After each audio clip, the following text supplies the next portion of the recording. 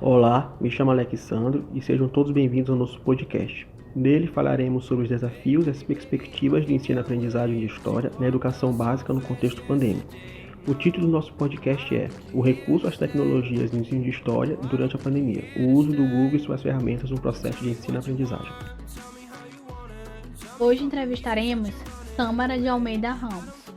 Tâmara é mestre em História pela Universidade Estadual do Maranhão e atualmente é professora de História na Educação Básica.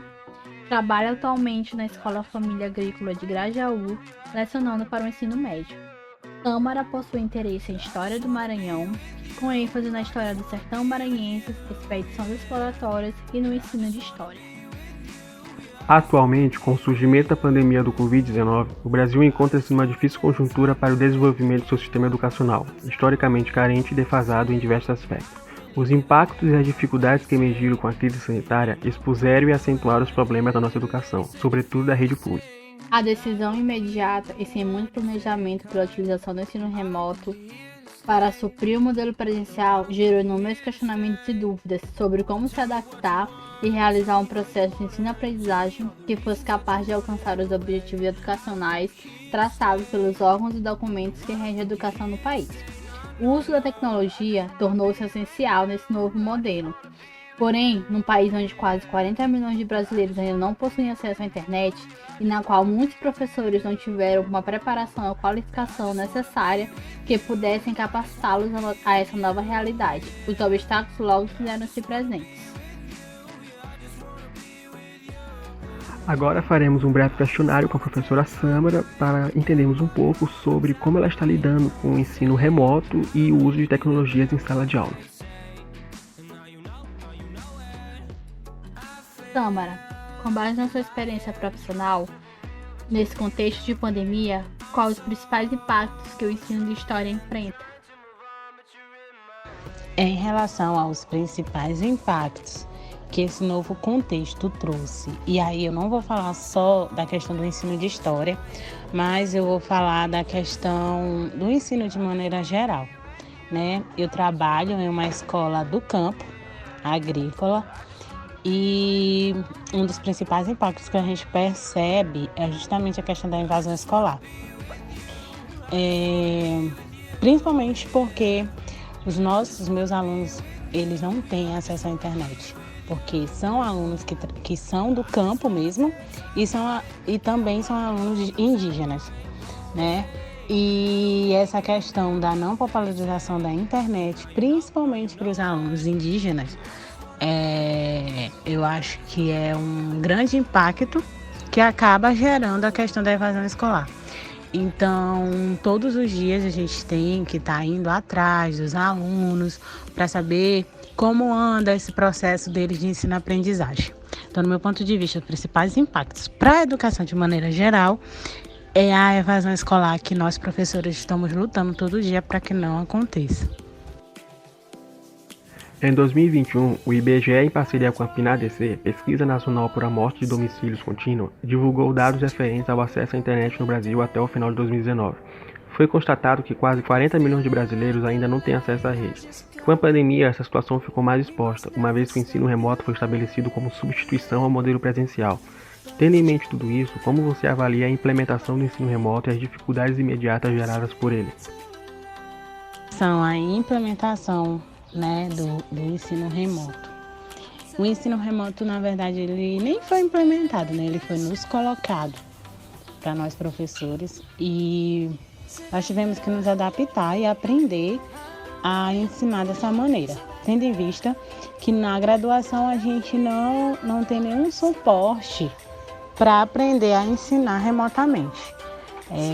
Como eu já havia falado, a minha experiência como a escola do campo, a popularização da internet é um problema. Não só essa questão do acesso à rede da internet em si, mas também a questão do não acesso aos aparelhos digitais, né? A gente tem casos de aluno que precisa dividir o celular com mais 2 irmãos. Tem casos de aluno também que fala, pô, professora, é muita atividade, meu celular tá tá travando. Então, eu acho que o ensino remoto foi colocado, né, como implementado para nós, mas sem nenhum suporte para a gente, professor, de como, de fato, trabalhar com essa nova metodologia. Sabendo que há muitos alunos de baixa renda e que muitos não possuem acesso à internet, como você lidou com esses obstáculos em sala de aula e quais foram suas estratégias utilizadas para superar essa adversidade? Em relação a essa questão dos alunos que não têm acesso à internet, como eu já havia falado, no meu caso é uma grande maioria, o que acontece, o que é que minha escola decidiu? A gente trabalha com questão de roteiros, que são as aulas, a gente prepara as aulas e no final nós colocamos as atividades para os alunos responder. Então, para os poucos alunos que têm acesso à internet, a gente disponibiliza através dos grupos de WhatsApp. Para os que não têm internet, é disponibilizado os roteiros na escola, para o aluno ir lá buscar. Na minha escola, que é uma escola do campo, os alunos moram muito distante da escola, a igreja tem um convênio que ela imprime os roteiros e tem uma pessoa que deixa lá, tanto nas aldeias quanto nas localidades dos alunos, e depois vai buscar os roteiros respondidos. Mas é nisso que a gente está trabalhando, em cima de roteiro mesmo. Prepara a aula, coloca as atividades no roteiro e os alunos respondem. Como você pontua a utilização do Google e de suas ferramentas como recursos de apoio para o seu trabalho em sala de aula? As ferramentas do Google são muito boas, né? E é a que está dando suporte para os professores que estão trabalhando para nós que estamos trabalhando com essa realidade. No meu caso, o nosso suporte principal é o WhatsApp, né? Que é onde a gente envia as atividades e onde a gente tem o principal contato com os alunos. Agora, a escola vai começar a utilizar o Google Classroom, que a gente vai deixar algumas atividades postadas, né? E o aluno vai lá e baixa quando tiver acesso à internet. Porque com o WhatsApp, colocando no grupo, acaba que vem conversa, cima de conversa, tem aluno que perde que acaba perdendo as atividades. Então, uma dessas ferramentas do Google que a gente vai utilizar é o Google Classroom. Mas as outras ferramentas, o Google Meet, na minha escola a gente não utiliza. Tâmara, como você definiria ser professor durante essa pandemia? Essa última questão, né? Como eu defino ser professor durante essa pandemia? Na verdade, a minha prática docente, de fato, começou mesmo agora, na pandemia. E eu defino como um desafio cansativo, porque os prazos, a gente tem os prazos, mas, no entanto, a gente não pode trabalhar muito em cima de prazos, porque a gente depende da tecnologia, depende do acesso que o aluno tem à internet.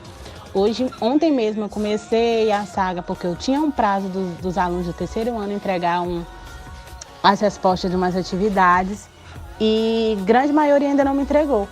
E a saga foi de procurar aluno por aluno do terceiro ano para saber o que está acontecendo, por que ele não respondeu a atividade. Então, é um desafio cansativo, porque a gente também está longe, então a gente não consegue detectar de fato as dificuldades que esse aluno tem, porque eles têm a dificuldade dele, eles não se comunicam, não falam. A gente pergunta, tá com dificuldade, qual é o problema? E de hoje, por exemplo, dessa semana, os meus alunos me falaram que o maior problema foi que são muitas atividades, é difícil para baixar no celular e não tem internet em casa, estão trabalhando, estão fazendo curso, estão dando prioridade para outras coisas e não para de fato terminar o ensino médio. Então, eu acho que é um desafio cansativo e eu acho que a grande maioria dos professores estão ali todo dia para orientar esses alunos e principalmente para que essa evasão escolar não aconteça de maneira 100%. Então, é um desafio árduo. E é isso, eu queria agradecer pelo convite e desejar boa sorte para a equipe. É isto. Ficamos por aqui, agradecendo a sua participação, Samara, e a sua atenção, ouvinte. Muito obrigado a todos.